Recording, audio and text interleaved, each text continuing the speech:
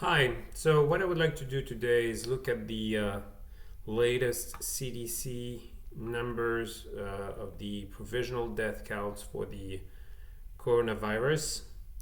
So this is the CDC page here, and this is the source.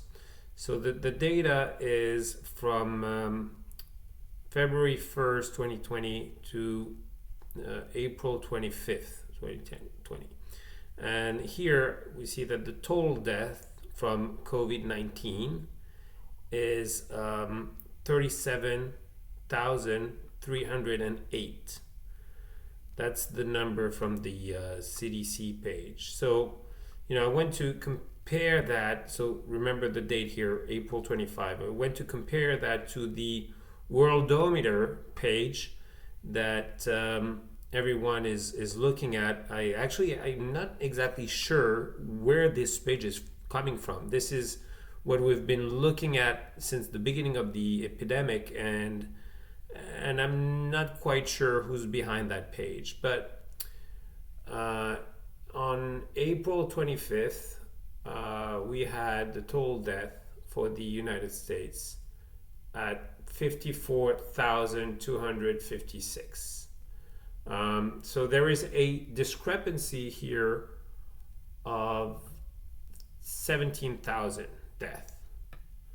I went also on the CNN page here to see on April 24th, which was pretty much the same date, and they were counting 50,000 deaths.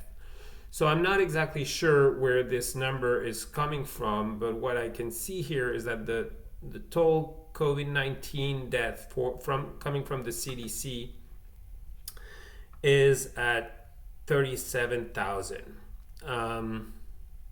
Then I went on to download the entire data set. So that's a little bit different. That's the total death, whether it's COVID-19 or any other death in the US for the entire year. It's the weekly numbers from May of 2019 to May of 2020. So here I downloaded this data set here, and you have all the data for all the states.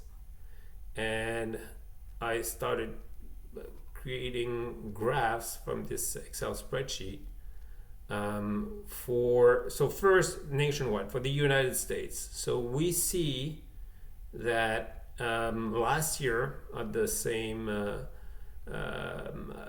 time of the year, we were like a little bit higher than the summer. That's the seasonal infections. It usually goes up in the winter, then in spring it goes lower, in summer, and so on. It's a cyclical thing. So here, this is really the time since the COVID-19 epidemic started, and we see that there is a little bump here. It's pretty much on par with what we had last year. I mean, we have here a little bump, but what is interesting is if we look on a state by state basis. So if I look, for example, I'm going to do most of the states by of alphabetical by name. So here, Alabama, we see that it's pretty much stable. If anything, the number of death is going down since the beginning of the epidemic. Same thing here for Alaska, Arizona. So there's not really a big difference with the previous years. This is Arkansas. And again, it's going down. This is mostly because people have been staying home, and I would imagine that there has been less car accidents and that kind of thing, but certainly not a higher number of deaths in total. Now let's look at California. California is a big state. It has some cities that are densely populated, like San Francisco and LA, and we see that the number of deaths is pretty much the same as last year at the same time of the year. Again, if anything, it would go down slightly. Um, let's carry on with the other states. District of Columbia, Florida, my home state. Um, we see that the total death is a little bit higher than last year, but since this started in January, February, I guess that the it might be due to some other reasons, but there hasn't been like a bump for since the COVID-19 started. Georgia, same thing.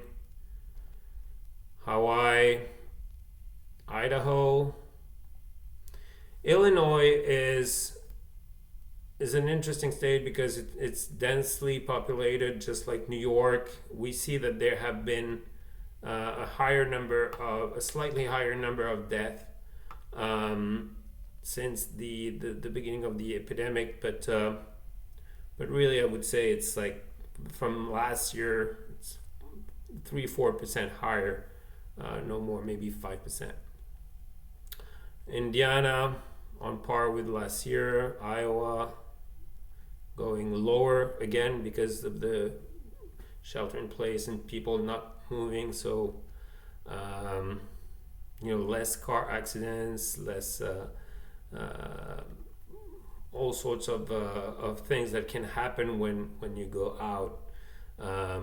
Less crime, I guess. Louisiana also, Louisiana has maybe a little higher, but it's not a big difference with last year. Maine, I know that they have had some very strict measures by the governor, so the number of deaths is really flat for the entire year. Maryland, a little bump here. Massachusetts, you have a little peak here. That is due to the COVID-19. Michigan, same thing. It's the same area. So now the interesting part, New York. I skipped some states that are pretty much all the same. They're all like flat line or have a little bump in the at the in the March April time frame. But if you look at New York, that's where you see something unusual. That's really the only state where you have a higher number of deaths. It's kind of double from the average, really the baseline, and it's even more striking when you look at New York City, which is really an outlier. So here, this is what you get all year long in terms of death weekly, and this is where we are. This is where we have been during this epidemic. So we went from approximately 1,000 weekly to 6,000. So this tells me that something was done in New York that has been different than in other states, because none of those graphs are showing the same pattern. See, in New York City you have something.